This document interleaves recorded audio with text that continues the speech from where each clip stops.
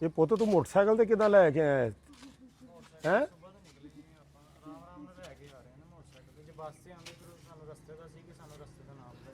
ਇਹਨਾਂ ਦੀ ਤਾਂ ਹਾਲਤ ਹੀ ਬਹੁਤ ਗੈਰ ਆ ਪੁੱਤ।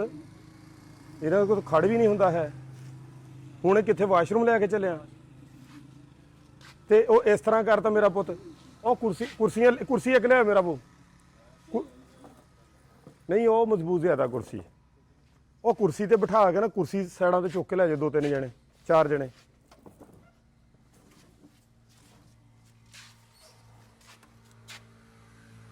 ਪਿੱਛੇ ਨੂੰ ਮਾਜੀ ਹੋ ਕੇ ਬੈਠੋ, ਪਿੱਛੇ ਟੇਕ ਲਾਓ, ਟੇਕ ਲਾਓ, ਟੇਕ ਲਾਓ, ਟੇਕ ਲਾਓ।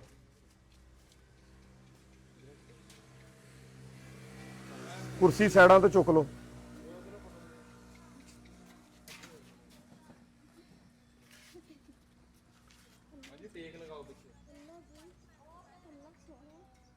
ਬਹਿ ਵੀ ਨਹੀਂ ਹੁੰਦਾ। ਫੜ ਲਓ ਮੇਰਾ ਪੁੱਤ, ਤੂੰ ਵੀ ਪਲ ਹੱਥ। ਅੱਗੇ ਨੂੰ ਨਾ ਗਿਰ ਜਾਣ, ਅੱਗੇ ਨੂੰ ਨਾ ਗਿਰ ਜਾਣ, ਪਿੱਛੇ ਨੂੰ ਲਟਾ ਕੇ ਰੱਖੋ।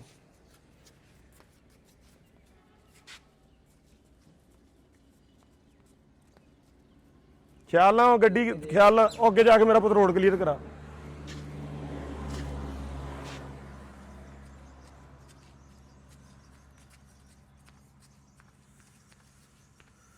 ਅੱਲਾ ਮਾਫ ਕਰੇ। ਇਹ ਫੈਸਲਾਬਾਦ ਤੋਂ ਸਾਡੇ ਕੋਲ ਆਏ ਆ ਤੇ ਇਹ ਬੱਚਾ ਜਿਹੜਾ ਹੈ ਇਹਦੀ ਵਾਲਦਾ ਆ। ਇਹਨਾਂ ਦੀ ਸੂਰਤ ਹਾਲ ਔਰ ਸਿਚੁਏਸ਼ਨ ਇਹ ਆ ਕਿ ਇਹਨਾਂ ਦਾ ਡਿਸਕ ਬਲੱਜ ਦਾ ਮਸਲਾ ਆ, L5S1 ਦਾ ਮਸਲਾ ਆ। 2025 ਦੇ ਵਿੱਚ ਇਹਨਾਂ ਨੇ MRI ਕਰਾਈ ਸੀਗੀ ਤੇ ਇਹ ਇੱਥੇ ਹੁਣ ਮੋਟਰਸਾਈਕਲ ਤੇ ਆਏ ਆ। ਮੇਰੀ ਸਮਝ ਨਹੀਂ ਆਉਂਦਾ ਵੀ ਇਹ ਬਾਂਜੀ ਜਿਹੜੇ ਆ ਇਹਨਾਂ ਕੋਲ ਖੜ ਵੀ ਨਹੀਂ ਹੋਣ ਡਿਆ ਹੈਗਾ। ਇਹ ਕੁਰਸੀ ਤੇ ਵੀ ਨਹੀਂ ਬਹਿ ਸਕਣ ਡਏ ਹੈਗੇ।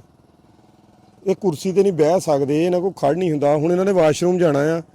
ਇੱਥੇ ਹੁਣ ਦਫ਼ਤਰ ਸਾਡੇ ਸੀਗੇ, ਹੁਣ ਵਾਸ਼ਰੂਮ ਜਾਣਾ। ਸਾਡੇ ਕੋਲ ਹੁਣ ਵਾਸ਼ਰੂਮ ਨਜ਼ਦੀਕੀ ਅਵੇਲ ਹੈ ਨਹੀਂ ਸੀ। ਉਹ ਸਾਹਮਣੇ ਸਟੋਰ ਦੇ ਵਿੱਚ ਵਾਸ਼ਰੂਮ ਆ ਤੇ ਹੁਣ ਉੱਥੇ ਤੱਕ ਜਾਣ ਲਈ ਜਿਹੜਾ ਆ ਇਹਨਾਂ ਨੂੰ ਕੁਰਸੀ ਤੇ ਲੈ ਕੇ ਜਾਣਾ ਪੈ ਰਿਹਾ। ਉੱਥੇ ਤੱਕ ਜਾਣ ਲਈ ਕੁਰਸੀ ਤੇ ਲੈ ਕੇ ਜਾਣਾ ਪੈ ਰਿਹਾ।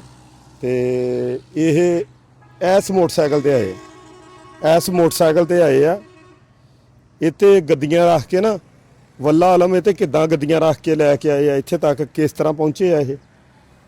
ਮੇਰੀ ਆਪ ਨਹੀਂ ਸਮਝ ਕੰਮ ਕਰਨ ਡਈ ਵੀ ਇੱਥੇ ਕਿੱਦਾਂ ਪਹੁੰਚੇ। ਮੋਟਰਸਾਈਕਲ ਵੀ ਬਹੁਤ ਖਸਤਾ ਹਾਲਤ ਆ, ਟੁੱਟਾ ਹੋਇਆ ਆ।